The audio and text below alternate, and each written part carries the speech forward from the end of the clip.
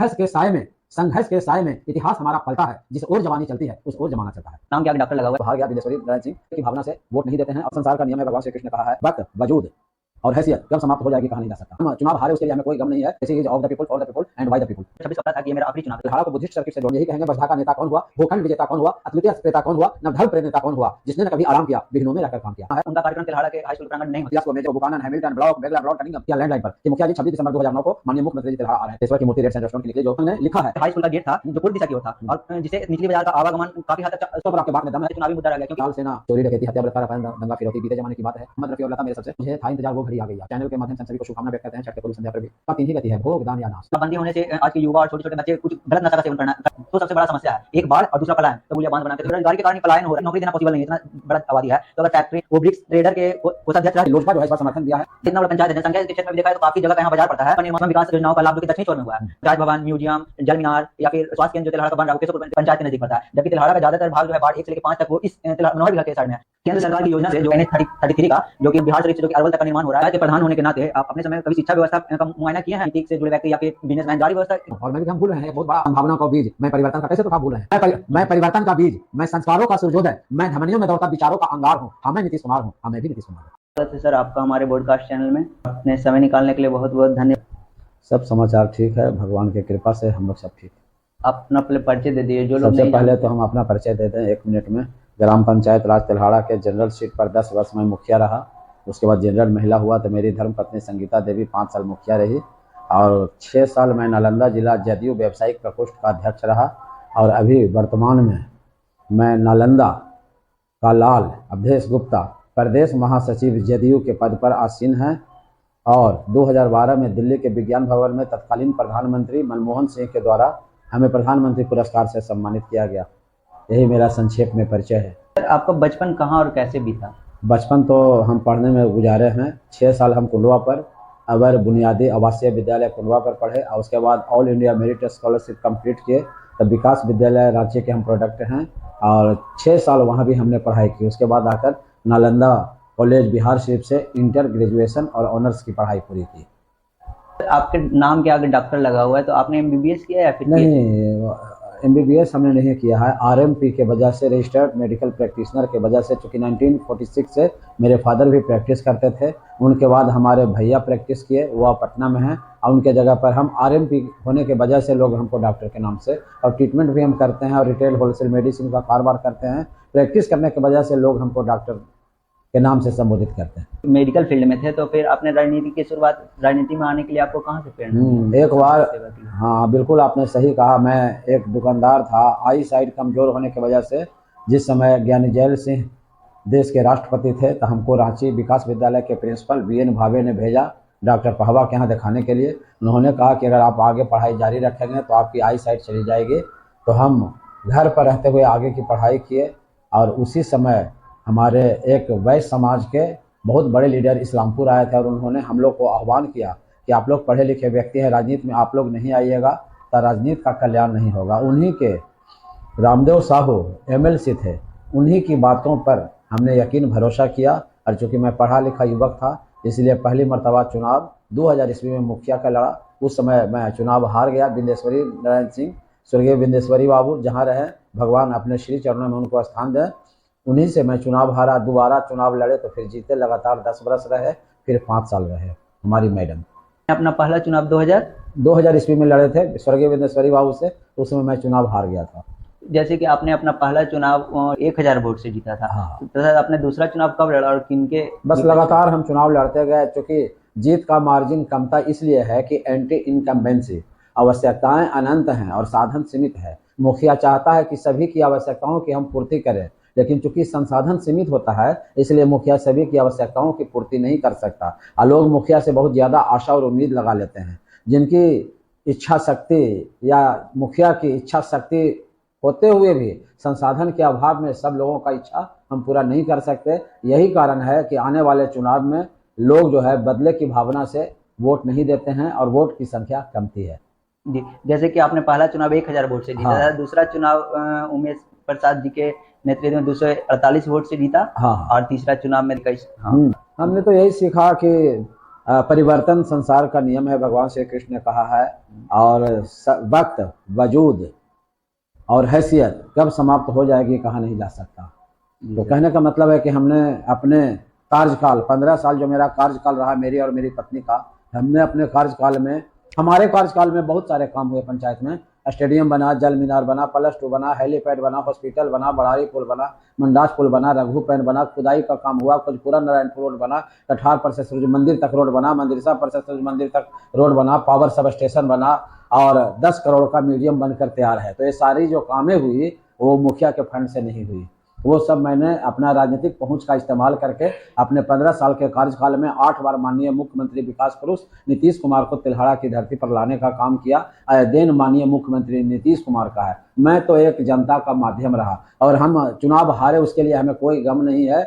हम और न ही जनता से किसी तरह का कोई शिकायत है। वही जनता जो हमको आज हराई 3 बार जिताने का काम भी की थी, इसलिए हमें जनता से कोई शिकायत नहीं है। हम जानते हैं परिवर्तन संसार का नियम है, कोई भी हमेशा के लिए सत्ता में नहीं रह सकता है। Democracy is of the people, for the people and by the people. जनता के लिए है, जनता के द्वारा। जनता ने जो निर्णय दिया, जो निर्णय सुनाया, उससे सहर्ष हम स्वीकार करते हैं और उसके बाद भी हम जनता के भलाई के लिए लगे हुए हैं। ये अलग बात है कि हमने कई बार माननीय मुख्यमंत्री से तिलहाड़ा के विकास का जो कई काम बाकी रह गया है, जैसे म्यूजियम बना 10 करोड़ का, जब तक अंदर का उसमें कंपार्टमेंट नहीं बनेगा, मूर्तियों को रखा नहीं जाएगा, तब तक पर्यटक यहाँ नहीं आएंगे। और उसमें भी जब म्यूजियम भी बन जाएगा, उसमें कंपार्टमेंट भी बन जाएगा, मूर्तियों को भी रख दिया जाएगा, तो भी यहाँ पर्यटक देसी और बाहरी अंतर्राष्ट्रीय पर्यटक नहीं आएंगे जब तक तिलहाड़ा बुद्ध सर्किट से नहीं जुड़ता। बुद्ध सर्किट से अगर जुड़ जाता है तो जितने भी बुद्ध सर्किट में देश लोग आते हैं, चीन है, जापान है,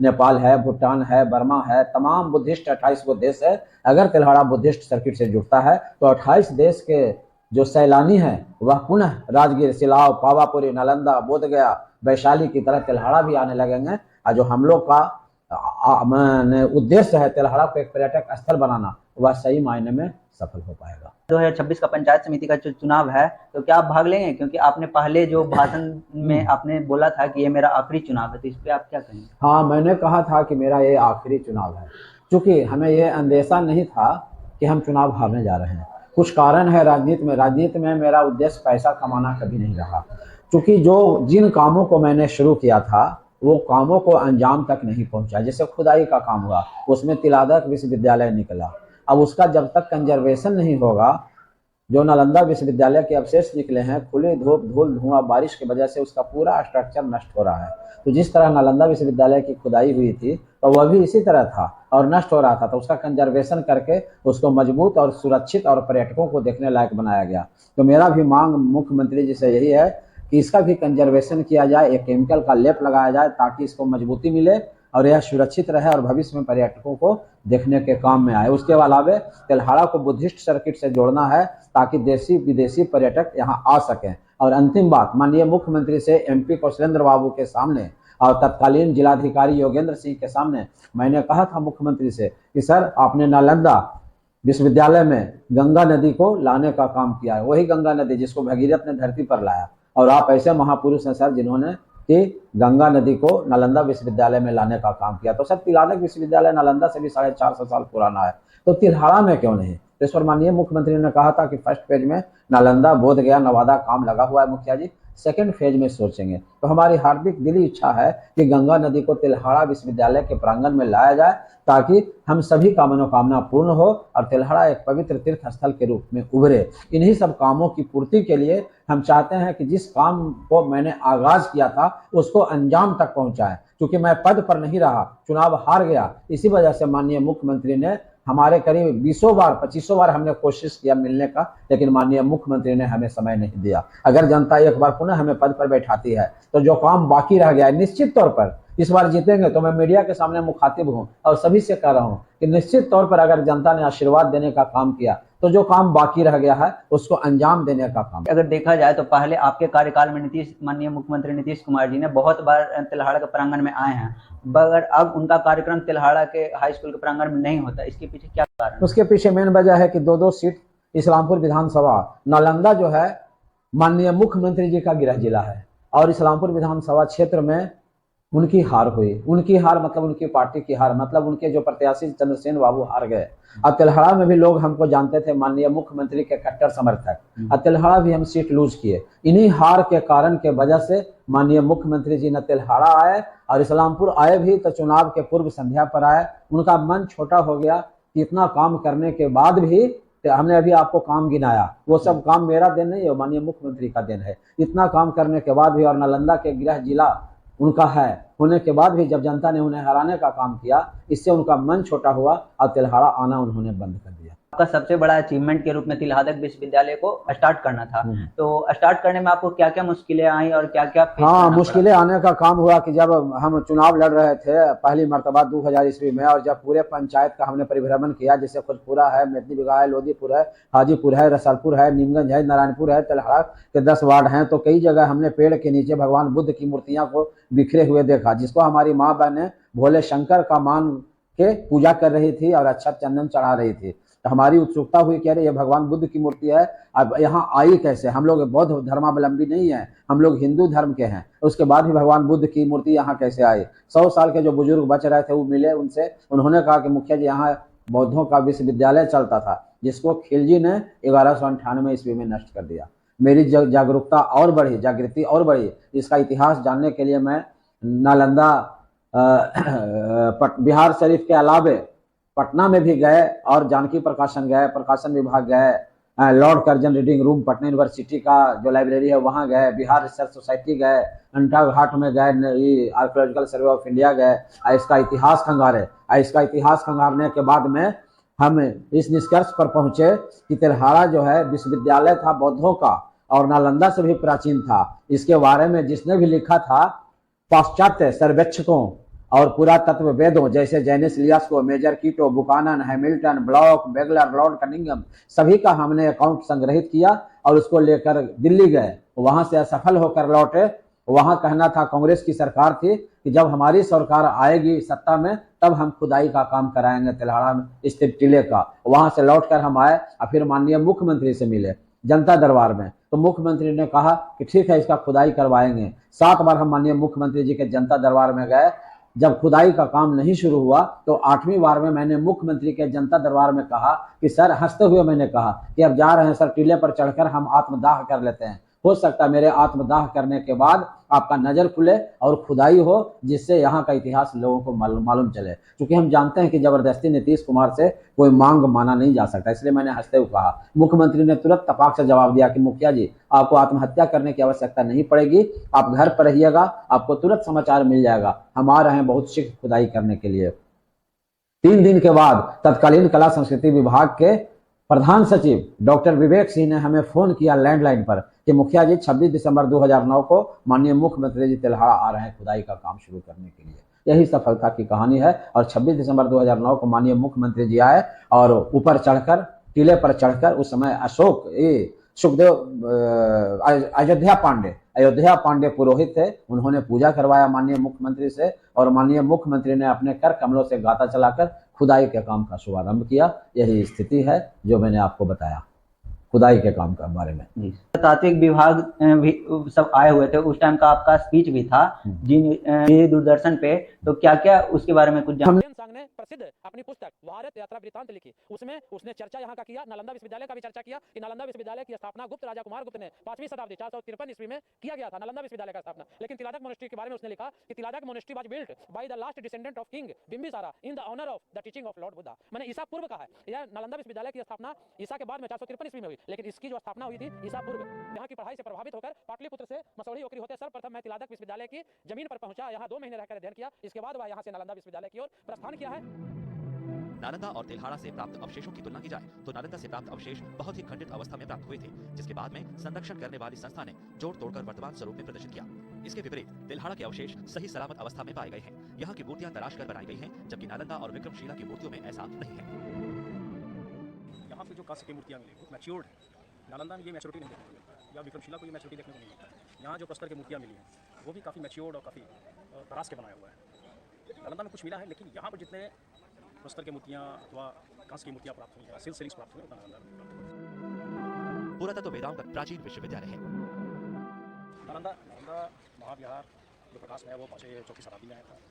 इसका डेटिंग जाता है 5वीं सेंचुरी तक, जो अभी तक जो हमारे पास जो साक्ष्य मिला है इसमें जो की मूर्तियां पाल काल से संबंधित हैं। इसके अलावा तीनों कालों से संबंधित और भी अवशेषों की तो प्राप्ति यही वहाँ का इतिहास के बारे में, चूंकि जैनिस लियास्को मेजर कीटो तक जितने भी विद्वान हैं, पुरातत्विक विद्वान हैं, सबके बारे में चूंकि हर लोग अध्ययन नहीं करते हैं, व्यस्त जिंदगी है, लोग अपना रोजी रोटी कमाने में रहते हैं। तो मैंने स्पीच में यही कहा था कि नालंदा विश्वविद्यालय से 450 साल पुराना यह विश्वविद्यालय था और नालंदा विश्वविद्यालय की स्थापना कुमार गुप्त ने 453 ईस्वी में किया था, जबकि तिलादक विश्वविद्यालय की स्थापना 1ली सदी में हुई थी। यहाँ शब्द विद्या, शिल्प विद्या, तर्क विद्या, बौद्ध साहित्य और दर्शन, सांख्यिकी, चिकित्सा शास्त्र आदि की पढ़ाई होती थी। यहाँ पर 27 सब्जेक्ट थे जिसकी पढ़ाई होती थी। नालंदा विश्वविद्यालय में ग्रेजुएशन तक की पढ़ाई होती थी और ग्रेजुएशन के ऊपर फेलोशिप करने के लिए, पीएचडी करने के लिए, हायर एजुकेशन के लिए विश्व के कोने कोने से यहाँ छात्र आते थे।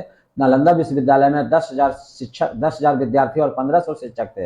यहाँ 1,000 विद्यार्थी पढ़ते थे, जो कि विश्व के कोने कोने से, चीन है, जापान है, थाईलैंड है, कोरिया है, मंगोलिया है, लंका है, आदि देशों से यहाँ आते थे हायर एजुकेशन के लिए। महायान की पढ़ाई होती थी और जो खुदाई में यहाँ पुरातत्विक अवशेष निकले, उससे ये भी यह सिद्ध हुआ कि यह तिलादक विश्वविद्यालय था, जिसकी स्थापना 1ली सदी में हुई थी। 1198 ईस्वी में इख्तियारुद्दीन मोहम्मद बिन बख्तियार खिलजी ने इसको नष्ट किया। इसी जानकारी को हमने माननीय मुख्यमंत्री के कार्यक्रम में तमाम लोगों के बीच में रखा था। खनन का जो कार्य हुआ तो उसमें जो अवशेष मिला है वो मौर्य काल से, गुप्त काल से संबंधित है। तो वो अवशेष अभी कहाँ वर्तमान समय में उसका? हाँ, देखिए, सुरक्षा के दृष्टिकोण से हम सब बात तो नहीं बता सकते हैं, लेकिन इतना जरूर है कि पटना के जो बिहार म्यूजियम है वहाँ पर अवलोकितेश्वर की जो मूर्ति निकली थी, कई मूर्तियां हैं रेड सैंडस्टोन की निकली हैं जो नालंदा विश्वविद्यालय में नहीं निकली थी। अवलोकितेश्वर की मूर्ति रेड सैंडस्टोन की निकली, जो पटना के बिहार म्यूजियम में रखी गई है, जिसको देखने के लिए हमारे वर्तमान प्रधानमंत्री नरेंद्र मोदी, माननीय मुख्यमंत्री जी भी उनके साथ थे।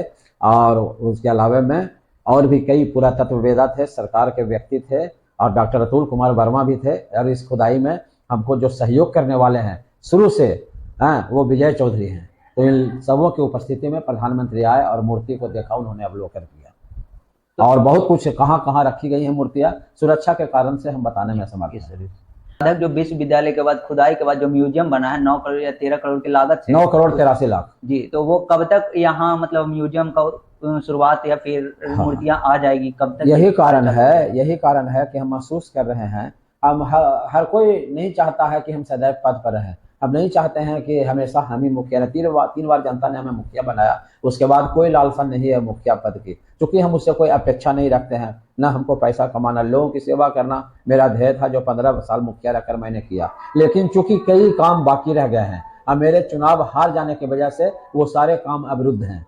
जैसे म्यूजियम की बात है, तिल्हाड़ा को पर्यटक स्थल बनाने की बात है, तिल्हाड़ा को बुद्धिस्ट सर्किट से जोड़ने की बात है, तिल्हाड़ा में विश्वविद्यालय खुलवाने की बात है, तिल्हाड़ा में और कई भी गंगा नदी लाने के बाद बहुत सारे विकास के काम हैं। समय हम जाया नहीं करना चाहते आपका, तो वो सब अगर हम पद पर आते हैं तो जो काम अधूरा रह गया है उसको पूरा करना चाहते हैं। जब पद पर हम रहेंगे, कुर्सी का सम्मान होता है, लूज करने के बाद सम्मान नहीं मिलता जो पद पर रहने के बाद। यही कारण है कि एक बार और हम चाहते हैं कि जनता हमें आशीर्वाद दे और पद पर हम रहते हुए जो विकास का काम बाकी रह गया है, जिसको मैंने शुरू किया था, जो बाकी रह गया है तिल्हाड़ा को राष्ट्रीय अंतर्राष्ट्रीय पटल पर पहुंचाने का, वो तमाम कामों को पूरा करने का काम करेंगे। हम अपने स्तर से कोई कमी कसर नहीं छोड़ेंगे। चर्चा हुएनसांग का पुस्तक है जिसमें तिल्हादक विश्वविद्यालय का भी जिक्र है, तो ये नालंदा विश्वविद्यालय से भी पुराना है। हुएनसांग ने हर्षवर्धन के समय में, जिनको कहा गया है अंतिम हिंदू शासक, 7वीं सदी में 647 ईस्वी तक वह इंडिया रहे थे और वह नालंदा विश्वविद्यालय जाने से पहले हुएनसांग तिलादक विश्वविद्यालय में आकर अध्ययन किया था। यहाँ आकर अध्ययन किया, इसके बाद वह नालंदा विश्वविद्यालय गए और जो 657 पुस्तकें हुएनसांग ले गए अपने साथ चाइना, उसमें 200 पुस्तकें तिलादक विश्वविद्यालय की थी। और हुएनसांग ने लिखा है, इसकी खूबसूरती के बारे में लिखा है कि 4 गो यहाँ मीनारें थी, 8 गो संघाराम थे और तमाम मीनारों में रेशम की डोरी में घंटियां टंगी हुई थी और जब हवा चलती थी तो उन घंटियों से बहुत ही मधुर आवाज आता था।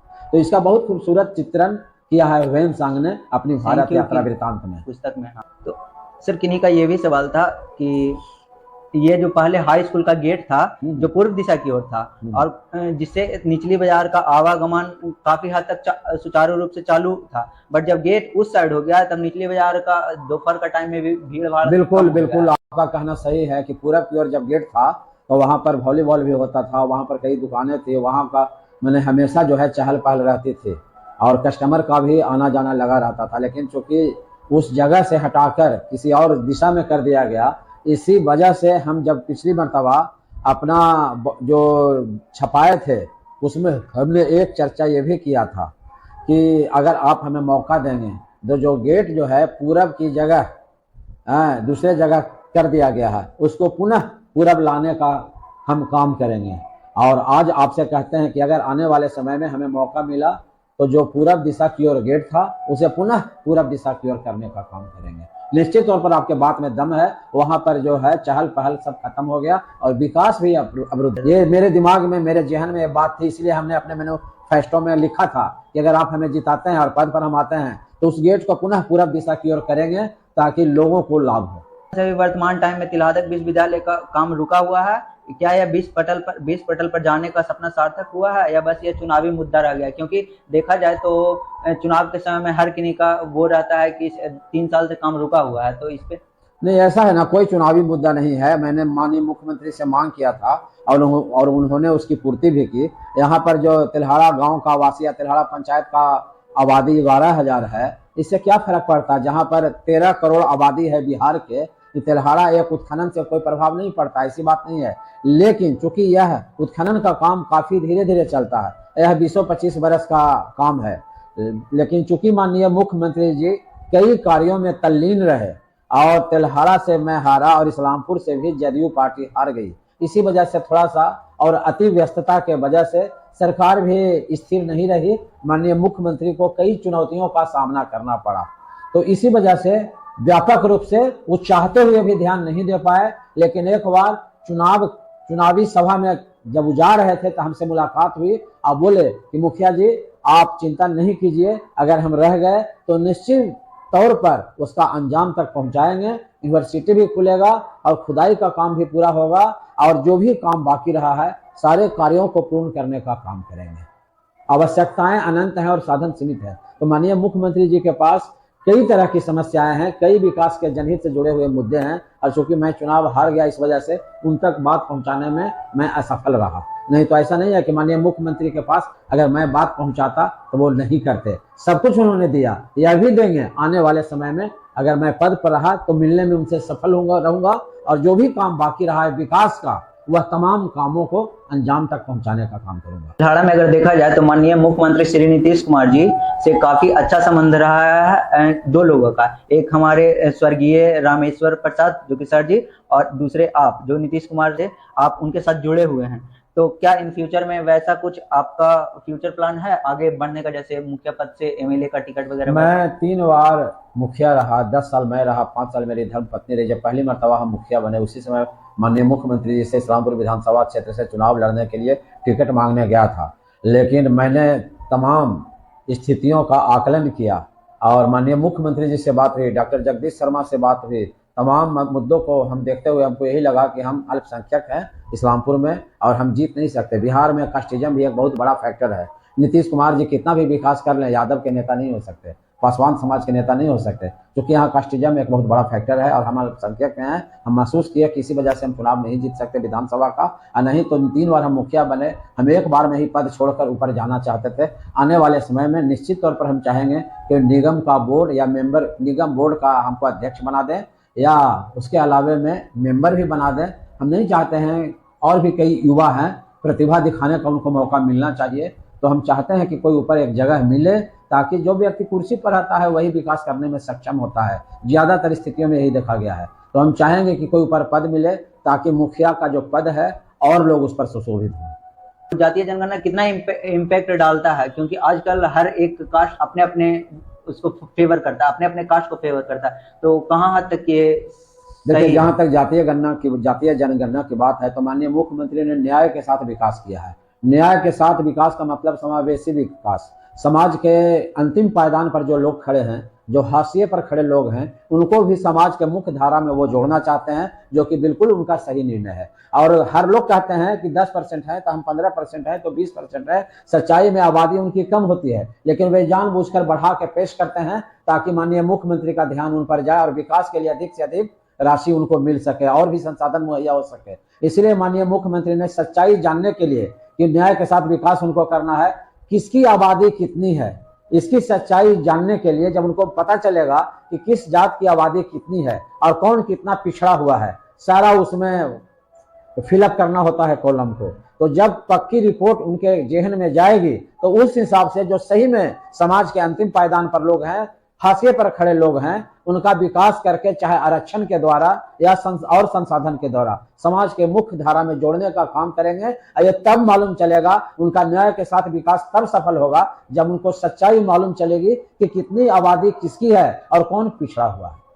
विधानसभा में किनके जीतने के रुझान से ज्यादा देखा जा रहा है? अगर आप जन जन तक जा रहे हैं, नीतीश जी के हर एक जन को जनता के पास पहुंचा रहे हैं आप ग्राउंड लेवल पे, तो क्या आपको रुझान से? देखिए, ऐसा नहीं है। माननीय मुख्यमंत्री जी नीतीश कुमार जी 8 बार या 9 बार प्रधान मुख्यमंत्री के कुर्सी पर रहे हैं और आने वाले समय में उन्होंने एक स्पेशल जो है छाप छोड़ी है। सबसे पहले तो ईमानदारी की जहां तक बात है तो उनके दामन पर कोई दाग नहीं लगा सकता, कोई भ्रष्टाचार नहीं लगा सकता है। और जो शासन उन्होंने किया, कानून का शासन स्थापित किया। उन्होंने क्राइम करप्शन कम्युनलिज्म से कभी समझौता नहीं किया। उन्होंने न्याय के साथ विकास किया। वो दोषी को ना बचाते हैं और न निर्दोष को कभी फंसाते हैं। और ये भी उनमें खूबी रही कि बिजली जो आज अर्थव्यवस्था की स्पाइनल कॉर्ड है, घर घर बिजली पहुंचाने का काम किया। घर घर नल का जल। गांव में हम देखते थे कि जो महादलित समाज के लोग हैं, गांव में जो कुआं का पानी रहता था, कितना गंदा पानी रहता था, उसी पानी का महादलित समाज के लोग इस्तेमाल करते थे और डायरिया हैजा गांव में फैलता था। यह माननीय मुख्यमंत्री जी का देन है कि गांव में अब उस कुएं के सड़े पानी की जगह लोग नल का जल पी रहे हैं जो 500 फीट नीचे का है। यही कारण है कि अब हैजा बीते जमाने की बात हो गई है। तो हम चाहते हैं, और सबसे बड़ा चीज कि नालंदा के लाल हैं माननीय मुख्यमंत्री नीतीश कुमार जी। दूर दूर तक कोई संभावना नहीं है कि आने वाले समय में कोई नालंदा का जो लाल है वह मुख्यमंत्री की गद्दी पर आरूढ़ होगा। इसलिए हम सभी लोगों से कहते हैं, एक तो 8-9 बार मुख्यमंत्री बन चुके हैं, हम समझते हैं कि भगवान करे कि 20 साल और सेवा करे, लेकिन लगता है कि सक्षमता पूर्वक 5 साल वह रह पाएंगे। इसलिए लोगों से हम यही आग्रह करेंगे कि जिस व्यक्ति ने कानून का शासन स्थापित किया, जिसने क्राइम करप्शन कम्युनलिज्म से कभी समझौता नहीं किया, जिसने न्याय के साथ विकास किया, जिसने बिजली दी, जिसने रोड दिया, जिसने महिलाओं के चतुर्दिक विकास में महत्वपूर्ण भूमिका निभाई, जिन्होंने पेंशन 1100 करने का काम किया, जिन्होंने गरीबों के लिए बिजली फ्री की 125 यूनिट देकर, जिन्होंने महिलाओं को 10-10 हजार रुपया दिया रोजगार करने के लिए और आने वाले समय में 2 लाख रुपया देने जा रहे हैं, तो उनके विकास कार्यों की चर्चा करना सूर्य को दीपक दिखाने के समान होगा। तो हम ज्यादा समय अपने सारे लोग जानते हैं कि नीतीश कुमार यही कारण है कि विकास पुरुष की जो तमगा है, पूरे हमारे भारतवर्ष में 28 गो राज्य है, लेकिन सिर्फ नीतीश कुमार को विकास पुरुष कहा गया, जो उनकी कहानी कहता है। तो हम सभी लोगों से यही आग्रह करेंगे कि दीपक जब बुझता है तो भभक के बुझता है। तो माननीय मुख्यमंत्री जी को अगर इस बार पुनः मुख्यमंत्री बनाते हैं तो सबसे अधिकतम बिहार का विकास होगा। अब सभी लोगों से, सभी दर्शकों से और सभी लोगों से, बिहार के 13 करोड़ लोगों से करवद प्रार्थना है कि एक बार पुनः माननीय मुख्यमंत्री विकास पुरुष नालंदा के लाल नीतीश कुमार को मुख्यमंत्री की गद्दी पर बैठाएं, ताकि बिहार का जो भी विकास बाकी रह गया, पटना में देखिए डबल डेकर बना अशोक राजपथ पर, पटना में डबल डेकर के अलावा गंगा किनारे मेरीन ड्राइव बना, फिर आप देखिए मेट्रो का संचालन हुआ। तो माननीय मुख्यमंत्री जी के विकास के हम पहले भी कहा कि सूर्य को दीपक दिखाने के समान है। तो यही हम चाहते हैं एक बार और वह पुनः मुख्यमंत्री बने, ताकि बिहार का विकास हो, और बिहार के विकास में ही 13 करोड़ जनता का भी विकास निहित है। इस बार बिहार के चुनाव में इस्लामपुर विधानसभा से रुहेल रंजन, जो कि जदयू के प्रत्याशी के रूप में टिकट मिला है, जो कि वो वेल एडुकेटेड हैं।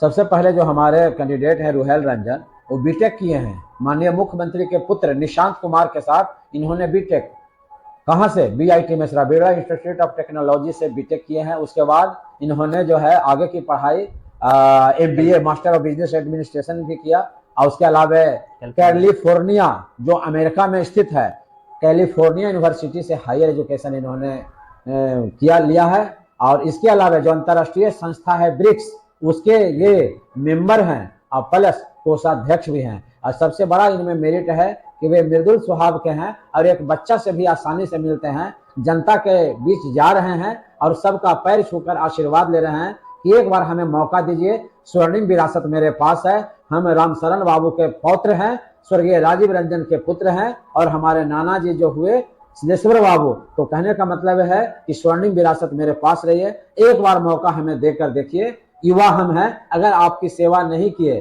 तो दोबारा हम आपके दरवाजे पर वोट मांगने नहीं आएंगे।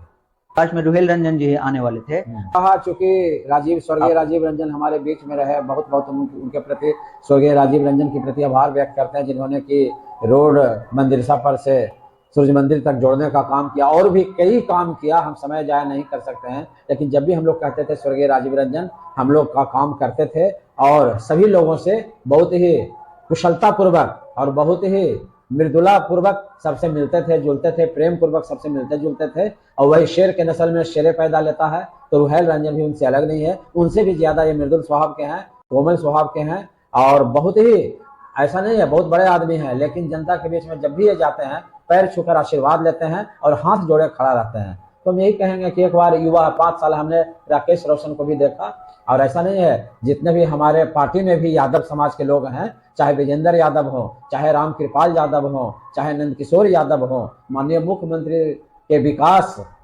के तमाम कार्यों से प्रभावित होकर यादव समाज के बहुत सारे लोग जदयू में भी हैं। और एक बार हम पुनः आग्रह करेंगे कि 5 साल आपने राकेश रोशन को मौका दिया, हम लोग भी रुहेल जी के लिए माननीय मुख्यमंत्री की आवाज पर काम कर रहे हैं।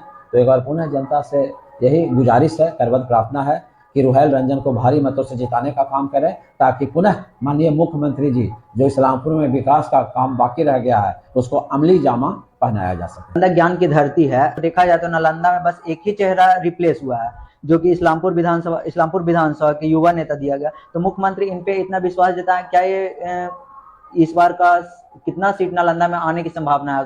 अगर तो हमको तो नहीं लगता है कि नालंदा में 7 सीट में 7 सीट जीतने की संभावना है। एक सीट पर भी, चूंकि पिछली मर्तबा लोजपा का सहयोग नहीं मिला था, हार का वजह यही रहा था। इस बार लोजपा भी माननीय मुख्यमंत्री के हाथों को मजबूत करने में लगे हुए हैं और 7 सीट पर कहीं भी प्रत्याशी नहीं, बल्कि एनडीए के अंग होने के नाते एनडीए के सभी कैंडिडेट को लोक जनशक्ति पार्टी भी सपोर्ट करी है और माननीय मुख्यमंत्री जी का एक से बढ़कर एक विकास का काम, तो हम नहीं समझते हैं कि 7 सीट पर कहीं भी संघर्ष होने की संभावना है। हमारे श्रवण बाबू जो कि विकास कार्यकर्ता के प्रति, हमारे श्रवण बाबू जो है ग्रामीण विकास मंत्री, जब भी हम लोग जाते हैं उनके पास आगे बढ़कर तमाम कार्यकर्ता के काम करते हैं। 38 जिला के लोग हमने देखा कि उनके पास जब भी जाते हैं 100 से कम पब्लिक कभी नहीं रहता है और सभी कार्यकर्ता का काम कौन क्षेत्र से है, कौन जाति से है, कौन संप्रदाय से, बिना इसका भेदभाव किए श्रवण बाबू सभी का काम करते हैं। हम पुनः चाहते हैं कि श्रवण बाबू के लिए भी हम काम कर रहे हैं। श्रवण बाबू भी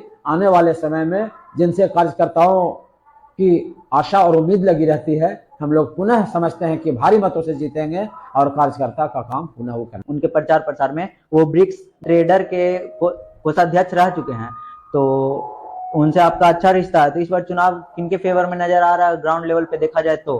ग्राउंड लेवल पर देखा जाए जो सच्चाई है और सब लोग समझ रहे हैं, एक चीज तो पहले बता दें कि रह चुके नहीं हैं ब्रिक्स के, अभी भी कोषाध्यक्ष वर्तमान में भी हैं। और जहां तक खबर जो चंद्रसेन जी की हार हुई थी, लगभग 3000 वोटर से हार हुई थी, उस समय लोजपा प्रत्याशी दिए थे नरेश जी के, जो 9000 वोट ले आए थे।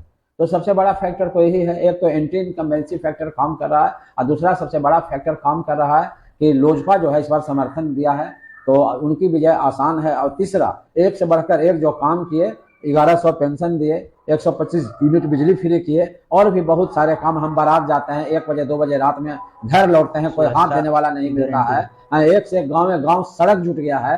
चोरी डकैती, हत्या, बलात्कार, अपहरण, दंगा फिरौती आदि बीते जमाने की बात हो गई है। तो हम यही कहते हैं कि निश्चित तौर पर रुहेल रंजन के जीत में कहीं कोई शक सुबह की गुंजाइश नहीं है।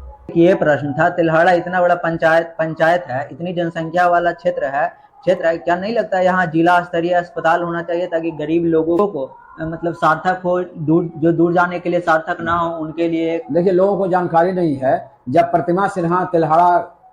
प्रतिमा सिन्हा इस्लामपुर के विधायक थे तो उनका ध्यान तिल्हाड़ा पर गया था और मैंने उनका आकृष्ट किया था ध्यान कि सर गरीबी बहुत ज्यादा है तिल्हाड़ा में और इलाज बहुत महंगा है, इसलिए एक अतिरिक्त प्राथमिक स्वास्थ्य केंद्र खोला जाए। तो माननीय प्रतिमा सिन्हा के देन है कि श्री अर्जुन सेठ जो अब इस दुनिया में नहीं रहे, मेरे चचा थे, स्वर्गीय अर्जुन बाबू के मकान में खोला गया था। बाद में तत्कालीन जिलाधिकारी संजय अग्रवाल तेल्हाड़ा आए और उस अतिरिक्त प्राथमिक स्वास्थ्य केंद्र को तेल्हाड़ा टाउन पर स्थानांतरित कर दिया।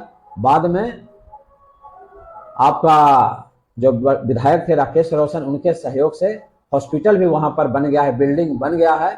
अब हम लोग समझते हैं कि आचार संहिता की वजह से चुनाव के बाद निश्चित तौर पर जो अतिरिक्त प्राथमिक स्वास्थ्य केंद्र में डॉक्टरों की तैनाती होती है, सारी दवाएं मिलती है, नर्सिंग व्यवस्था रहती है, डिलीवरी होती है, कुत्ता जब काटता है रेबीपुर का इंजेक्शन है, सारा चीज वहां उपलब्ध होगा और अतिरिक्त प्राथमिक स्वास्थ्य केंद्र पुनः चालू हो जाएगा चुनाव के बाद। तब जो आपने बात रखी, जो जनता को दिक्कत होती है ट्रीटमेंट का, वह दिक्कत नहीं रहेगी, मुफ्त में इलाज भी होगा और मुफ्त में सारी दवाइयाँ भी मिलेगी। बीते कार्यकाल में वैसे क्या क्या कार्य किए? कि मेरे कार्यकाल 15 साल में मुखिया रहा, मेरी पत्नी रही, उस समय स्टेडियम बना, जल मीनार बना, +2 बना, हेलीपैड बना, हॉस्पिटल बना, बड़ारी पुल बना, मंडास पुल बना, रघुपैन बना, खुदाई के काम हुआ, खुजपुरा नारायणपुर रोड बना, कठार पर सूर्य मंदिर पर रोड बना, मंदिरसा पर सूर्य मंदिर तक रोड बना और खुदाई का काम हुआ, पावर सब स्टेशन बना, 9 करोड़ 83 लाख का म्यूजियम बन के तैयार है। तो तमाम काम जो है पंचायत के राशि से नहीं, ऊपर से हमने अपने राजनीतिक पहुंच का इस्तेमाल करते हुए तेल्हाड़ा के धरती पर तमाम कार्यों को लाने का काम किया था। और हम तो एक सिर्फ माध्यम थे, माननीय मुख्यमंत्री का जो देन है कि इतना तेल्हाड़ा में विकास हुआ है। और हम आज पुनः तेल्हाड़ा वासियों से भी आग्रह करते हैं कि चूंकि माननीय मुख्यमंत्री जी ने इतना विकास किया और अभी जो भी बाकी रह गया है वह कोई नहीं, माननीय मुख्यमंत्री ही कर सकते हैं। इसलिए एक बार पुनः उनके प्रत्याशी रोहेल रंजन को भारी मतों से जिताने का काम करें, यही हमारी करबद्ध प्रार्थना पंचायत वासियों से है। इतना बड़ा पंचायत है, जनसंख्या के क्षेत्र में भी देखा है तो काफी जगह का यहाँ बाजार पड़ता है, पर निर्माण मतलब आने वाले समय में किया जाए या देखा जाए तो होगा एकदम। राकेश रोशन से भी हमने, चूंकि तत्कालीन विधायक इसके पहले जो थे राकेश रोशन जी से भी हमने कहा था कि विधानसभा में इस मुद्दे को उठाया जाए। राकेश रोशन ने भी इस मुद्दे को उठाया था विधानसभा में और रोहेल रंजन सर से बात हुई है, उन्होंने कहा है कि मुखिया जी निश्चित तौर पर जो प्रखंड का मैटर है, और माननीय मुख्यमंत्री जी से भी मैंने तेल्हाड़ा को प्रखंड बनाने के लिए आवेदन दिया था। तो चूंकि जब से वे बने हैं मुख्यमंत्री, एक भी नया प्रखंड का गठन नहीं हुआ है, तो माननीय मुख्यमंत्री जी जब भी इसके लिए कमेटी बनाएंगे, मेरे पास पर्याप्त सबूत है। प्राचीन काल में भी तेल्हाड़ा परगना मुख्यालय था, मध्य काल में भी तेल्हाड़ा परगना मुख्यालय था और ब्रिटिश काल में भी तेल्हाड़ा परगना मुख्यालय था, आधुनिक काल में भी था। तत्काल नक्शों को, अंग्रेज के समय के तत्काल नक्शों को उठाकर देखा जा सकता है, परगना मुख्यालय तेल्हाड़ा था। तो हमारा तो हक और अधिकार बनता है और जो भी कमेटी बनेगी नया प्रखंड बनाने की, उनके सामने हम पेश होंगे और सारा सबूत पेश करेंगे। और हम अपने अकाट्य तथ्यों से, नालंदा में नहीं, बिहार स्टेट में अगर कोई प्रखंड बनने का अहर्ता रखता है तो पहला स्थान तेल्हाड़ा रखता है, यह मैं सिद्ध कर दूंगा। और हमारा ये सपना भी है तेल्हाड़ा को प्रखंड बनाना। आने वाले समय में मतलब देखा जाएगा। बिल्कुल बिल्कुल, हम कभी नहीं इस चीज को छोड़ेंगे और तेल्हाड़ा को जब तक हम प्रखंड नहीं बना लेते तब तक हम चैन से नहीं बैठेंगे। 2026 में के घोषणा पत्र में जैसा क्या क्या मुद्दा रहेगा तेल्हाड़ा? सबसे बड़ा मुद्दा तेल्हाड़ा के लिए रहेगा विकास का मुद्दा। तमाम मुद्दों के अलावा तेल्हाड़ा विश्वविद्यालय, चूंकि तेल्हाड़ा प्राचीन काल में नालंदा विश्वविद्यालय के समय में उससे भी पहले का यहाँ विश्वविद्यालय था जिसको खिलजी ने नष्ट किया। और हम समझते हैं कि 11,000 यहाँ की आबादी है। तेल्हाड़ा पंचायत के अगल बगल में भी कई पंचायत हैं। बच्चों को काफी उच्चतर शिक्षा के लिए विदेश बाहर जाना पड़ता है, दूसरे शहरों में जाना पड़ता है। खासकर बच्चों के लिए तो दिक्कत गार्जियन महसूस नहीं करते, लेकिन अपनी बच्चियों को बाहर भेजने में संकोच उनको होता है, भय होता है। इसलिए हम चाहेंगे कि यहीं एक यूनिवर्सिटी का हमारी विरासत में भी रहा है यूनिवर्सिटी पहले, तो हम चाहेंगे कि यहाँ यूनिवर्सिटी खुले, कॉलेज खुले, ताकि हम अपने बच्चों को अच्छी शिक्षा दे सकें, तालीम दे सकें और हमारे बच्चे भी और हमारी बच्चियाँ भी डॉक्टर बने, इंजीनियर बने, वकील बने, वैज्ञानिक बने, एक IAS अफसर बने, एक BPSC कंपटीशन कंप्लीट करें, IPS बने, SDO बने, BDO बने, जज बने। ये तभी बनेंगे जब यहाँ पर अच्छी शिक्षा की व्यवस्था होगी। और इसके अलावा हमारा तेल्हाड़ा को पर्यटक स्थल भी बनाना एक उद्देश्य है। बुद्धिस्ट सर्किट से जोड़ना भी हमारा एक लक्ष्य है। तेल्हाड़ा गंगा नदी को लाना भी मेरा एक उद्देश्य है। तो कई तरह के विकास की बातें हैं। आपने जैसे कहा कि जो गेट पूरब दिशा की ओर था वह पुनः हम पूरब दिशा लाने का काम करेंगे ताकि तेल्हाड़ा का और विकास हो सके और चहल पहल बढ़ सके। बहुत सारी कामें हैं, जो मौका मिलेगा तो जनता के बीच हम लाने का काम करेंगे। करने वाला कहता नहीं है, करके दिखाता है। तो आने वाले समय में अगर मौका मिला तो तमाम जो बाकी कार्य रहे हैं उनको पूरा करने का काम करेंगे। जनता का आशीर्वाद चाहिए। इस बात पे काफी चर्चा रहता है, मैक्सिमम विकास योजनाओं का लाभ जो कि दक्षिणी छोर में हुआ है, पंचायत भवन, म्यूजियम, जल मीनार या फिर स्वास्थ्य केंद्र जो तेल्हाड़ा का बन रहा है वो केशवपुर बन, तो इस पे आपका क्या कहना? देखिए, विकास का काम जो भी होता है उसके साथ साथ उसकी सुरक्षा भी होनी चाहिए।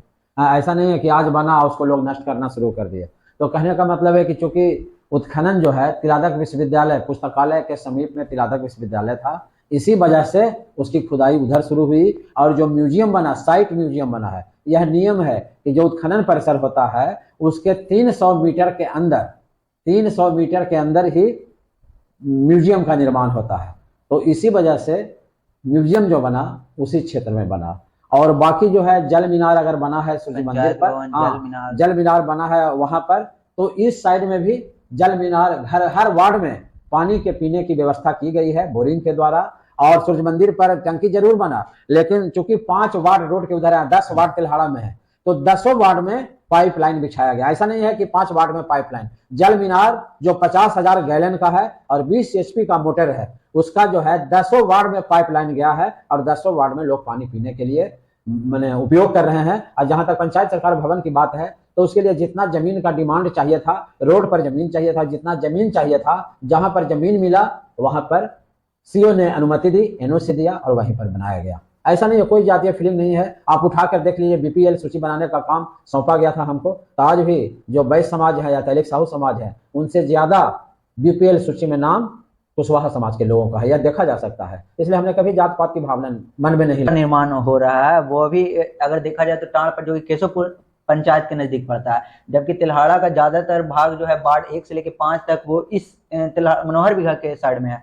तो अगर वो इधर बनता तो क्या इधर का विकास बढ़ता? हाँ, ऐसा है कि हमने तत्कालीन जिलाधिकारी संजय अग्रवाल को कहा था कि सर जो आपने ट्रांसफर किया, स्थानांतरण किया, तो वह केशवपुर पंचायत है सर, तिलहाड़ा नहीं है। तो इस पर जवाब उन्होंने दिया कि मुखिया जी आपके सलाह की आवश्यकता हमको नहीं है, क्योंकि हम हॉस्पिटल में डॉक्टर रहेंगे, उनके साथ महिला कर्मी भी रहेगी, सफाई कर्मचारी रहेगी, कई नर्स रहेगी, तो रात में भी उनका ड्यूटी होगा, तो उनकी सुरक्षा के ख्याल से सामने थाना है मुखिया जी, इसलिए उनकी सुरक्षा के ख्याल से। और सड़क पर इमरजेंसी मरीज को 4 व्हीलर से लाया जाता है, तो हॉस्पिटल जो है रोड के किनारे और थाना के सामने है, और न ही वहाँ पर तिलहाड़ा से कोई दूरी नहीं है, न केशवपुर से दूरी है, और न दूसरे पंचायतों से कोई दूरी है, इसलिए वहाँ पर सबसे फिट जगह है। यह मेरा निर्णय नहीं था, तत्कालीन जिलाधिकारी संजय अग्रवाल का निर्णय था। उन्हीं के निर्णय पर तिलहाड़ा का जो अतिरिक्त प्राथमिक स्वास्थ्य केंद्र था, एडिशनल पीएचसी, वह तिलहाड़ा टाण पर ट्रांसफर हुआ। केंद्र सरकार की योजना से जो अभी फिलहाल में ये सड़क का आगमन जो चालू हो रहा है NH-33 का, जो कि बिहार शरीफ से जो कि अरवल तक का निर्माण हो रहा है, तो उसमें और कठार पे शायद टोल टैक्स भी कुछ बनने का है, इस पे कुछ इसके बारे में विशेष जानकारी चुनाव के वजह से हम ध्यान नहीं दे पाए हैं, लेकिन अब काम भी अभी शुरू नहीं हुआ है।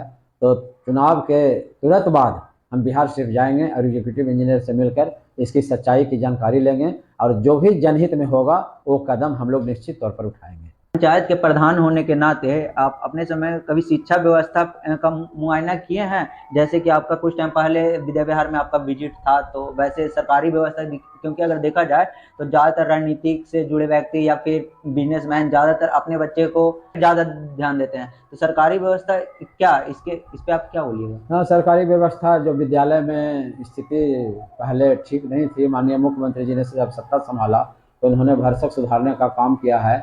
और पहले जो मुखिया लोग को पावर मिला शिक्षक बहाली का, लेकिन मुखिया लोग सफल नहीं रहे अच्छे, और मेरिट को उन्होंने लगता है ध्यान में नहीं रखा बहाली में। इस कमी को माननीय मुख्यमंत्री ने महसूस किया कि जो जनप्रतिनिधि लोग हैं वह मेरिट के आधार पर नहीं बहाल कर पाए हैं, इसलिए उन्होंने Bihar Public Service commission BPSC के द्वारा एग्जाम लेकर तमाम विद्यालयों में शिक्षकों की बहाली करने का काम किया।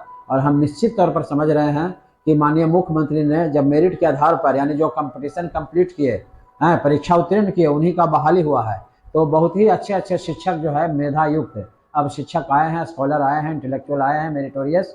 तो जब अच्छे शिक्षक होंगे तो निश्चित तौर पर शिक्षा का गुणवत्ता में सुधार होगा, और बच्चों का जब अच्छे शिक्षक रहेंगे तो बच्चों की मेधा में भी सुधार होगा, और बच्चे भी आगे चलकर डॉक्टर इंजीनियर बनेंगे। और तमाम UPSC, Union Public Service Commission, और Bihar Public Service Commission, Indian Administrative Service, Indian Police Service, Indian Foreign Service, तमाम कंपटीशन जब बच्चे को अच्छी शिक्षा मिलेगी तो निश्चित तौर पर तमाम कंपटीशन कंप्लीट करेंगे और डॉक्टर, इंजीनियर, वकील बनेंगे। क्योंकि देखिए शिक्षा जो है एक दिन का चीज़ नहीं है, और माननीय मुख्यमंत्री के सामने बहुत सारी समस्याएं रहती है, तो शिक्षा पर इनका अब ध्यान गया है, और जो भी कमी थी उसको माननीय मुख्यमंत्री ने दूर करने का काम किया है। नई बिल्डिंग भी बन रहा है, और बच्चों का 40 40 बच्चों पर एक शिक्षक की व्यवस्था और प्रत्येक विद्यालय में कंप्यूटर की भी व्यवस्था की गई है। और उसके अलावा प्रत्येक विद्यालय में बच्चों को जितने भी हमारे विरासत में मिले हैं घूमने के लिए भी बच्चों का व्यवस्था किया जा रहा है। और बच्चों को पोषण के लिए पौष्टिक आहार भी दिया जा रहा है। और बच्चों का शारीरिक विकास के लिए बास्केटबॉल का हर एक विद्यालय में बास्केटबॉल का भी स्टेडियम के मैंने स्टेडियम तो प्रखंड में एक है, लेकिन बास्केटबॉल कोर्ट का निर्माण किया गया है विद्यालय में, ताकि बच्चों का शारीरिक विकास हो। तो हम महसूस करते हैं कि माननीय मुख्यमंत्री जी भी इस पर ध्यान दिए हैं और आने वाले समय में इसका रिजल्ट भी हमको मिलेगा। नीतीश कुमार जी से काफी अच्छे व्यक्तिगत संबंध रहे हैं, तो आपकी शुरुआत की मुलाकात कैसे हुई और इतना अच्छा बॉन्ड कैसे हुआ कि आप मतलब नीतीश कुमार जी को कहने का मतलब है कि जब मैं तेल्हाड़ा का भ्रमण किया और लोगों से अपने लिए समर्थन मांगा, तो उस समय हम जब देखे कि तेल्हाड़ा पंचायत में भगवान बुद्ध की मूर्तियां बिखरी पड़ी है, तो उसके लिए हमको लगा कि तेल्हाड़ा विश्वविद्यालय था टीले के रूप में, एक बहुत बड़ा टीला अवस्थित है हाई स्कूल के समीप में, जबकि हमारा इलाका पहाड़ी नहीं है। तो उसके खुदाई के लिए माननीय मुख्यमंत्री जी के पास गए और उन्होंने कहा कि ठीक है, इसे हम देखेंगे। तो जब यहाँ चुनाव का समय आया तो हम तत्कालीन रामस्वरूप बाबू विधायक थे, उनसे कहकर माननीय मुख्यमंत्री जी का हाई स्कूल के मैदान में जो एक चबूतरा बना हुआ था उस पर उनका कार्यक्रम लिया। 11,000 जनता के बीच में हमने तेल्हाड़ा के खुदाई के बारे में उनसे चर्चा किया और इसके बारे में हमने जेनिस लियास्को, Major Kittoe Buchanan, Hamilton, Bloch Beglar, तमाम पाश्चात्य सर्वेक्षकों का जो अकाउंट था माननीय मुख्यमंत्री को दिया और उसका उन्होंने डॉक्टर विजय चौधरी से जांच करवाया।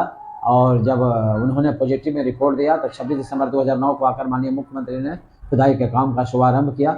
समझिए तो यही जो है माननीय मुख्यमंत्री को लगा कि एक ऐसा मुखिया जो कि इतना पढ़ा लिखा है, जो विकास, जो इतिहास तेल्हाड़ा का छिपा हुआ है, नालंदा विश्वविद्यालय से भी प्राचीन विश्वविद्यालय यहाँ था, जिसको खुदाई के लिए मुखिया ने इतना मेहनत किया, इतना बुक का अध्ययन किया और दिल्ली गया और हमारे पास गया।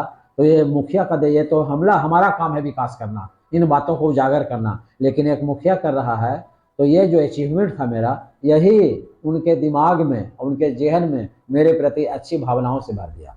सबसे अच्छा लगता है कि उनपे अभी तक कभी करप्शन का आरोप नहीं लगा है, तो आपको उनमें कौन सा चीज सबसे अच्छा लगता है? सबसे बड़ा चीज तो आपने बिल्कुल कहा कि हमारे माननीय मुख्यमंत्री जी विकास पुरुष नीतीश कुमार हैं। सबसे पहले तो हमारे जो 28 वो स्टेट हैं उसमें किसी मुख्यमंत्री के साथ विकास पुरुष का तमगा नहीं लगा, लेकिन हमारे मुख्यमंत्री का तमगा लगा विकास पुरुष का, क्योंकि इन्होंने इतना विकास किया और उसके अलावे में भ्रष्टाचार का आरोप इन पर नहीं लगाया जा सकता। जातिवाद का भी तीसरा, और जातिवाद का भी इन पर कोई आरोप नहीं लगाया जा सकता। भाई भतीजा वाद का भी आरोप नहीं लगाया जा सकता। इनका जो परिवार है पूरा 13 करोड़ जनता बिहार की है, वही इनका परिवार है। और जो समाज में सबसे पिछड़े तबके के लोग हैं, जो सबसे हाशिए पर खड़े लोग हैं, उनका विकास करने का सबसे ज्यादा इनका जज्बा इनमें है।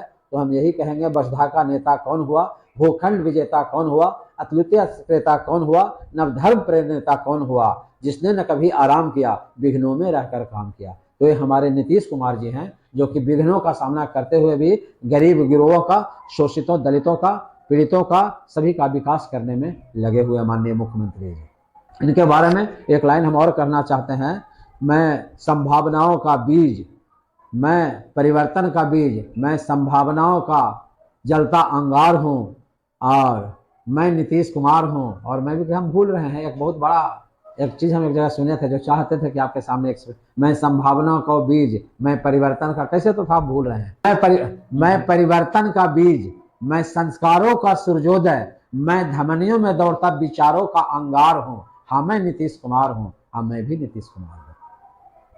काफी महिलाओं के प्रति उनका काफी ये में महिलाओं को 50,000 का सहयोग राशि, रोजगार के लिए 10,000 रुपया भी दिया जा रहा है। महिलाओं बिहार पुलिस में 35% आरक्षण दिया गया, या फिर चुनाव में महिलाओं को अग्रसर किया जा रहा है। तो अगर देखा जाए तो पुरुष को भी, महिला को अग्रसर करना अच्छा है, बट पुरुष के लिए भी अगर कुछ वैसा। हाँ देखिए, जहाँ तक पुरुषों की बात है तो यह भारत, हमारा देश जो है पुरुष प्रधान देश है। और जब से पृथ्वी पर या फिर सृष्टि आरंभ हुई, आधी आबादी हमारी महिलाओं के लिए किसी ने नहीं किया जो हमारे माननीय मुख्यमंत्री नीतीश कुमार ने किया। एक समय था कि जब पुरुष की हत्या हो जाती थी या कोई पुरुष मर जाता था रोग से, बीमारी से या किसी भी वजह से पुरुष मरता था, तो उसकी चिता पर उसकी पत्नी को जीवित अवस्था में उसको सुला दिया जाता था और उसके दोनों हाथ और दोनों पैर लोहे के सीकड़ से बांध दिए जाते थे और ढोल बाजा को बुलाया जाता था और झाल को, और जब चिता सुलगती थी तो उस समय ढोल बाजा और झाल जो है अपनी पूरी गति में उन लोग बजाना शुरू कर देते थे, ताकि स्त्री का क्रंदन और चित्कार लोगों को सुनाई न पड़े और लोग विचलित न हो पाए। कितना यह अमानुषिक ये स्त्री के प्रति अत्याचार था, जिसको राजा राम मोहन राय ने ब्रिटिश के सहयोग से दूर करने का काम किया। और हमारे माननीय मुख्यमंत्री जी का कोई जवाब नहीं है। अगर किसी ने डॉक्टर भीमराव अंबेडकर की बातों को साकार किया तो हमारे नीतीश कुमार ने, चाहे कर्पूरी ठाकुर हो, चाहे और भी राम मनोहर लोहिया हो, चाहे जयप्रमन की बात हो, चाहे सरपंच की बात हो, चाहे मुखिया की बात हो, चाहे जिला परिषद की बात हो, तमाम पदों पर हमारी माँ बहनें भी आसीन हैं। उसके अलावा शिक्षक बहाली में भी 50% आरक्षण जो है माननीय मुख्यमंत्री ने दिया। आपने कहा तमाम बिहार पब्लिक सर्विस कमीशन या बिहार सरकार की सभी परीक्षाओं में 35% आरक्षण दिया गया। उसके अलावा आरक्षी व्यवस्था यानी पुलिसिंग व्यवस्था में भी महिलाओं को आरक्षण दिया गया। प्रत्येक जिला में महिलाओं के लिए अलग थाना की व्यवस्था की गई, ताकि अगर कोई थाना एक्शन नहीं लेता है तो आपके लिए महिला थाना खुला हुआ है, वहां जाइए, आपकी समस्याओं का समाधान किया। तो हम विशेष के बहुत सारे कार्य किए हैं, जो साइकिल योजना है और अति मुफ्त में साइकिल है, पोशाक है, छात्रवृत्ति है, बहुत सारी योजनाएं हैं जो कि आधी आबादी के लिए माननीय मुख्यमंत्री ने मुहैया कराई है, जो आज तक किसी ने नहीं किया। तो सबसे बड़ा समस्या है, एक बाढ़ और दूसरा पलायन। तो बाढ़ को अगर चाहा जाए तो नहीं रोका जा सकता है पुल या बांध बना के? तो देखिए सबसे बड़ी चीज है कि जो बाढ़ आती है, कोसी महाप्रलय सबने सुना होगा, नेपाल का पानी भारत में आता है। तो हमारे मुख्यमंत्री जी तो बहुत कोशिश कर रहे हैं, और इसमें मेन प्रधानमंत्री, चूंकि एक देश और दूसरे देश की बात है, तो इसमें सशक्त भूमिका हमारे प्रधानमंत्री जी निभा सकते हैं, जिसके लिए माननीय मुख्यमंत्री जी कोशिश किए हैं। और मुख्यमंत्री के बात पर प्रधानमंत्री नेपाल सरकार से भी बातचीत चल रही है, और हमको लगता है कि बहुत जल्दी सफलता मिलेगी। और यह जो प्रत्येक साल भीषण बाढ़ आता है, इस समस्या का समाधान दोनों सरकार के माध्यम से दूर हो सके। बिहार में सबसे बड़ा बाढ़ का समस्या है। और अगर दूसरा समस्या देखा जाए तो बेरोजगारी का, और साथ में बेरोजगारी के कारण ही पलायन हो रहा है बिहार में। अगर बिहार से बाहर किसी बिहारी को कुछ वो नजर से देखा जाता है, तो अगर बिहार सरकार चाहे तो बिहार में भी उस तरह का सरकारी नौकरी देना पॉसिबल नहीं है, इतना बड़ा आबादी है। तो अगर फैक्ट्री या फिर उस तरह का, जैसे यूपी में अभी हाल डेवलपमेंट हुआ, तो ऐसा चाहे तो हो सकता है, तो बेरोजगारी काफी हद तक पलायन रुक जाएगा। माननीय मुख्यमंत्री ने महसूस किया कि 13 करोड़ आबादी है बिहार के, सभी लोगों को हम रोजगार नहीं दे सकते हैं, नौकरी नहीं दे सकते हैं। हमने पहले भी कहा कि आवश्यकताएं अनंत हैं और साधन सीमित है। 2000 में बिहार का बंटवारा, झारखंड अलग हो गया, तमाम मिनरल रिसोर्स जो हैं झारखंड में चले गए। बिहार एक लैंड लॉक्ड स्टेट है। यहाँ पर फैक्ट्री इंडस्ट्री नहीं रहने के पीछे कारण क्या है कि जो भी मिनरल रिसोर्स है, अदर स्टेट जहाँ पर अति पिछड़ा राज्य का दर्जा मिला है, तो वहाँ टैक्स में, कर में काफ़ी छूट है। यही कारण है कि जितना भी टाटा है, बिरला है, अंबानी है, सभी लोग अदर स्टेट में उद्योग लगा रहे हैं। यही कारण है कि हमारे माननीय मुख्यमंत्री नीतीश कुमार ने कई बार बिहार को विशेष राज्य की दर्जा देने की मांग की है, ताकि करों में छूट हो। और जब कर में छूट होगा तो जितने भी उद्योगपति हैं बिहार में आएंगे, उद्योग लगाएंगे, तो निश्चित तौर पर पलायन रुकेगा। और हम समझते हैं कि यही एक बाकी रह गया माननीय मुख्यमंत्री का केंद्र सरकार से मांग। अगर आने वाले समय में डबल इंजन की सरकार पुनः बनती है तो निश्चित तौर पर सरकार के ध्यान इंडस्ट्री पर भी है। हमारा कहना जो है, माननीय मुख्यमंत्री जी खुद अपनी बातों में बोले हैं कि आने वाले समय में अगर हम पुनः मुख्यमंत्री बनते हैं तो बिहार में इंडस्ट्रियों का, जिस तरह से रोड का जाल बिछा, इंडस्ट्री का भी जाल बिछाने का वो काम करेंगे, ताकि जो है पलायन रुक सके। आपको क्या लगता है, शराबबंदी पूरी तरह से बंद हो पाया है? अगर देखा जाए तो शराबबंदी होने से आज के युवा और छोटे छोटे बच्चे कुछ गलत नशा का सेवन करना स्टार्ट कर दिए हैं, तो उस पर आप क्या, उन लोगों को क्या एक्सप्रेशन या फिर क्या सुझाव देंगे? बिल्कुल आपने सही कहा। हमारे नीतीश कुमार एक कुशल प्रशासक ही नहीं है, बल्कि एक कुशल समाज सुधारक भी हैं। इन्होंने इसके लिए शराबबंदी के लिए कई मानव श्रृंखला बनाई और कई नीतियों को लागू करने का काम किया। सबसे बड़ा तो उन्होंने शराबबंदी किया। ये अलग बात है कि 6000 करोड़ सालाना हमें इसके वजह से नुकसान हो रहा है, लेकिन उन्होंने कहा कि हम युवकों के लेके और युवकों का जो भविष्य बर्बाद होता है उसके लेकर 6000 करोड़ रुपया नुकसान हमें मंजूर है, लेकिन हम अपने युवाओं को कभी शराब का आदत नहीं लगाएंगे। और माननीय मुख्यमंत्री जी जो भी नीति बनाए हैं, बिना जन सहयोग के कोई कार्य संभव नहीं है। सरकार लाख हमारे लिए नीतियां बना दे, जब तक जनता का सहयोग नहीं मिलेगा तब तक उन नीतियों को सफल नहीं हो पाएगा। तो हमारे जो युवाओं की आबादी सबसे ज्यादा है भारत देश में, 135 करोड़ की आबादी है और 35% आबादी युवाओं की है। और बिहार भी अछूता नहीं, बिहार में भी 13 करोड़ में 65% युवाओं की आबादी है। तो माननीय मुख्यमंत्री ने इन युवाओं को शराब से बचाने के लिए, ताकि वे बेहतर भविष्य का निर्माण कर सकें, इन्होंने शराबबंदी लागू किया। और हम युवाओं के लिए कहना चाहिए, युवाओं का क्या महत्व है जो किसी से छिपा हुआ नहीं है। संघर्ष के साए में इतिहास हमारा पलता है, जिस ओर जवानी चलती है उस ओर जमाना चलता है। तो युवाओं का क्या महत्व है माननीय मुख्यमंत्री जी जानते हैं। और हम तमाम लोगों से आग्रह करेंगे कि आप लोग भी उनके इस योजना में साथ दें और शराबबंदी को सफल होने में आप अपनी भूमिका को निभाने का काम करें, ताकि शराब बंद हो और हमारे बच्चे जो हैं उसका सेवन न करें और अपने लाइफ का सही दिशा में ले जाएं और डॉक्टर इंजीनियर बने और अपने परिवार का नाम ऊंचा करें और अपना लाइफ को बनाएं। जीतने के लिए चुनाव स्टार्टिंग में राजनीति में एंट्री करने के लिए किन किन बातों का ध्यान में किन्हीं को अगर आना है तो सबसे बड़ा चीज़ कि survival of the fittest, Charles Darwin ने कहा था सर्वाइवल ऑफ द फिटेस्ट। बहुत सारे प्रत्याशी, जैसे विधानसभा चुनाव है, एगो सीट है और प्रत्याशी कई हैं और प्रत्याशी कई खड़े हुए, उसके अलावा भी हजारों प्रत्याशी ऐसे हैं जो कि नामांकन नहीं किए, उनको लगता है कि हम जीत नहीं पाएंगे। तो बहुत ज़्यादा आबादी होने के कारण हर क्षेत्र में कंपटीशन है। तो हम लोगों को ऐसे तो डॉक्टर भीमराव अंबेडकर जिन्होंने इंडियन कॉन्स्टिट्यूशन का निर्माण किया, उन्होंने कहा है कि प्रत्येक व्यक्ति को राजनीति में रुचि रखनी चाहिए। हम और आप अगर राजनीति में रुचि नहीं रखते हैं तो गलत लोग सत्ता में आ जाते हैं और हमारे ऊपर शासन करने लगते हैं, जिससे हमारा हक और हित तो प्रभावित होता ही, हमारी आने वाली पीढ़ियों का भविष्य भी अंधकारमय हो जाता है। तो इस नाते तो हम कहेंगे ही कि सभी लोग, आप लोग राजनीति में रुचि रखिए और लोगों के राजनीति का पहला उद्देश्य है लोगों के जन जीवन के स्तर को ऊपर उठाना, लोगों के जन जीवन में प्रभाव डालना और जनता की आवश्यकताओं की पूर्ति करना, ये राजनीति का उद्देश्य है। तो पद पर रहकर भी किया जा सकता है और बिना पद पर रहे हुए भी किया जा सकता है। तो हम लोगों से यही कहेंगे कि कौन हमारे ऊपर शासन करेगा, कौन हमारे लिए नीतियां तय करेगा। निश्चित तौर पर आप सभी जो है जनता राजनीति में रुचि रखिए और किस्मत आजमाइए। अगर सफलता मिलती है तो आपका मनोबल बढ़ेगा और विकास का काम आप कर पाएंगे। लेकिन निश्चित तौर पर राजनीति में हम सभी को यह कहेंगे कि सभी लोग राजनीति पर ध्यान दीजिए, राजनीति के बारे में चर्चा कीजिए, राजनीति के बारे में सोचिए और अपने को राजनीति में ढालिए।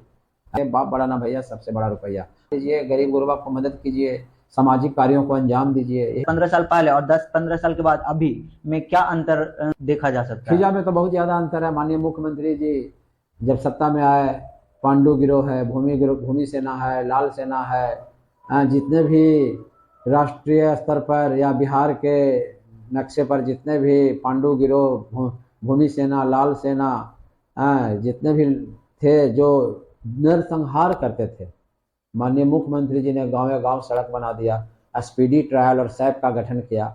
सैप मतलब स्टेट ऑक्सिलरी पुलिस।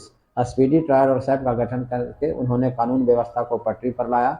और पहले लोग 6 बजे 7 बजे दुकानें बंद कर देते थे, और अगर कोई बाहर भी जाता था तो उनकी माँ बहनें घर में सशंकित रहती थी, क्या होगा क्या जाएगा। अब चोरी डकैती, हत्या, बलात्कार, अपहरण, दंगा फिरौती बीते जमाने की बात है। लोग रात में भी, हमारी माँ बहनें भी रात में भी चलती हैं। हम लोग बारात जाते हैं 12 बजे 1 बजे रात अपने घर में लौट जाते हैं, कहीं कोई हाथ देने वाला नहीं मिलता है। अब घर में देखिए जितना भी है, वॉशिंग मशीन है, कूलर है, एसी है, हर सुख सुविधा। लोग शहर में चाहते थे कि जाएं इसलिए कि वहाँ सुविधा दिखे। अब बिजली गाँव घर हर घर तक माननीय मुख्यमंत्री जी बिजली पहुँचा दिए, जिससे हम देखते हैं कि गाँव में भी वॉशिंग मशीन है, एसी है, हर व्यवस्था है। तो बहुत तरह जीने के अंदाज में लोगों के अंतर आया है। आपका फेवरेट सिंगर कौन सा? फेवरेट सिंगर है माइकल जैक्सन, और माइकल जैक्सन डांसर भी हैं। ऐसे तो लता का कोई जवाब नहीं। भारत में देखा जाए तो मोहम्मद रफ़ी और लता मेरे सबसे फेवरेट सिंगर हैं, और डांसर में अमेरिका के माइकल जैक्सन। सॉन्ग तो हम, चूँकि इंग्लिश में उनका सॉन्ग रहता है, और मोहम्मद रफ़ी का यूं मुझे तुम भुला ना पाओगे, जब भी सुनोगे गीत मेरे संग तुम भी गुनगुनाओगे। एक तो ये हमें अच्छा लगता है, और दूसरा है जिसका मुझे था इंतजार वो घड़ी आ गई। आपका फेवरेट फेस्टिवल कौन सा है? दुर्गा पूजा है, चूँकि नवरात्रा 9 दिनों तक चलने वाला लगता है कि हम लोग पर्व मना रहे हैं। दशहरा जो है, दुर्गा पूजा हमारा सब फेवरेट फेस्टिवल है। बिहार में छठ का इतना क्रेज क्यों है? छठ का क्रेज बिहार में इसलिए है कि सीता माई छठ शुरू किए थे, और बिहार जो है एक प्राचीन काल से ही, जब भगवान कृष्ण के पौत्र शाम को उन्होंने श्राप दिया था कुष्ठ का, तो फिर उनको लगा कि हमने गलत किया, हम अपने पोते को श्राप दे दिए। तो उन्होंने कहा कि औंगारी जो है बिहार में पड़ता है, औंगारी और देव, ये सब जगह जाओ और वहाँ पानी में सूर्य मंदिर के जो तालाब होता है उस पानी में खड़े रहकर भगवान सूर्य की आराधना करो, तब तुम्हें इस कष्ट से मुक्ति मिलेगी। तो यही कारण है, वो देव भी बिहार में और यह जो औंगारी है वो भी बिहार में है। इसी वजह से यहाँ छठ का इतना प्रचलन है, और हम समझते हैं कि यह प्रचलन बढ़ता ही जा रहा है। अब तो इंटरनेशनल भी बिहारी लोग जहाँ जहाँ जाकर बसे हैं सब लोग छठ करते हैं, और उनका अनुसरण और लोग भी कर रहे हैं, और छठ जो है व्यापक स्तर पर फैल रहा है। एक्टर एकदम फेवरेट एक्टर मेरा अमिताभ बच्चन है, धर्मेंद्र है भाई। अमिताभ बच्चन का दीवार फिल्म हम देखे हैं, और दीवार में अमिताभ बच्चन भी थे, धर्मेंद्र भी थे। आपका फेवरेट प्लेस? घूमने के लिए तो मेरा फेवरेट प्लेस ताजमहल है, आगरा। शाहजहां जी जिन्होंने निर्माण किया प्रेम के आवेश में, प्रेम से बढ़कर कुछ भी नहीं, 2.5 अक्षर प्रेम का पढ़े सो पंडित हो। तो शाहजहां ने जो बनाया है ताजमहल, वह मेरा फेवरेट। हम जा भी चुके हैं वहाँ, और भविष्य में भी मौका मिलेगा तो तमाम जितने भी मुगल काल में यहाँ निर्माण हुए उन चीज़ों को देखने का काम। के अलावा हमारे जितने भी हिंदू शासक थे उन्होंने भी एक से एक बढ़कर निर्माण किया है, चाहे उड़ीसा की बात हो, चाहे गुजरात की बात हो, चाहे उत्तर प्रदेश की बात हो। बहुत सारे हमारे हिंदू शासक ने निर्माण किया है। उन तमाम जगहों को देखने का काम करेंगे, और उनके साथ साथ मुगल काल में आज से 400 साल पहले, 500 साल पहले जो वर्तमान में, जैसे द्वारका नगरी के बारे में कहा गया कि वह समंदर में चली गई, भगवान राम का बनाया हुआ नल नील के सहयोग से भारत श्रीलंका के बीच में जो पुल है वह भी, हाँ, राम सेतु, वह भी दिखाई नहीं पड़ता, हालांकि लोग कहते हैं कि समंदर में है। तो जो भी उस समय का था विकास, और ये अभी जो 4 साल पहले का जो है स्थापत्य कला का एक से एक नमूना, वह उसे हम देखना चाहेंगे। एक और मेरी धरती का पहला विश्वविद्यालय जो पाकिस्तान में है, नालंदा विश्वविद्यालय तो है ही, इसके पहले का एक विश्वविद्यालय पाकिस्तान में है, उसको हम देखने का काम करेंगे। देखिए मेरे जेहन में जहाँ उस विश्वविद्यालय के प्राध्यापक थे चाणक्य, कौटिल्य उर्फ विष्णुगुप्त, और चंद्रगुप्त की परीक्षा भी, चंद्रगुप्त की शिक्षा भी उसी विश्वविद्यालय पाकिस्तान रावलपिंडी में हुई। आपका फेवरेट पॉलिटिशियन पार्टी कौन सा है? जदयू है, due to Nitish Kumar. Thank you sir आने के लिए हमारे पॉडकास्ट में, और अपना कीमती समय देने के लिए। आपसे बात करके बहुत अच्छा लगा, और आपको आगामी चुनाव की बहुत बहुत बधाई। तो जो व्यूअर्स देख रहे हैं उनके लिए आप लास्ट मैसेज क्या देना चाहेंगे? यही कहना चाहेंगे कि सबसे पहले तो आपके चैनल के माध्यम से हम सभी को शुभकामना व्यक्त करते हैं छठ के पूर्व संध्या पर भी, और हमारा यही कहना है कि धन का 3 ही गति है, भोग, दान या नाश। ना कोई लेकर आया है, ना कोई लेकर जाएगा। विश्व विजयी सिकंदर महान जो 33 साल की उम्र में इस दुनिया को छोड़ चला, जिसके खजाने में एक से एक कीमती हीरे जवाहरात थे।